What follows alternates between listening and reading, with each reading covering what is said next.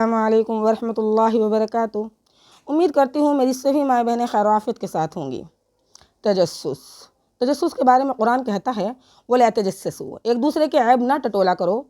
کسی کی ٹوہ اور کھود کرید میں مت لگو، کسی کے عیب تلاش نہ کرو۔ عورتوں میں یہ مرض بہت زیادہ ہے کہ ایک دوسرے کے عیب ٹٹولنے میں لگی رہتی ہیں۔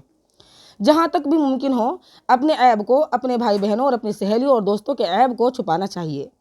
بلکہ کسی بھی مسلمان کا کوئی عیب ظاہر ہو جائے اس کو چھپا لینا چاہیے۔ اللہ کے رسول صلی اللہ علیہ وسلم نے فرمایا کہ جو شخص کسی مسلمان میں کوئی عیب دیکھے اور وہ اس کو چھپا لے تو اس کا درجہ اس شخص کے برابر ہوگا جو زندہ دفن کی ہوئی لڑکی کو بچا لے، یعنی اس کو قبر کے گڑھے سے صحیح سلامت نکال لے۔ اللہ کے نبی صلی اللہ علیہ وسلم کی اس حدیث سے پتہ چلتا ہے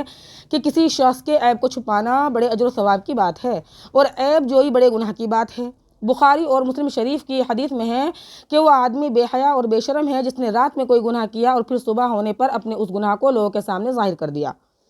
خود ہی کہتا پھر رہا ہے کہ میں نے یہ گناہ کیا ہے، یہ گناہ کیا ہے، حالانکہ اللہ تعالیٰ نے اس کے گناہ کو رات بھر چھپائے رکھا،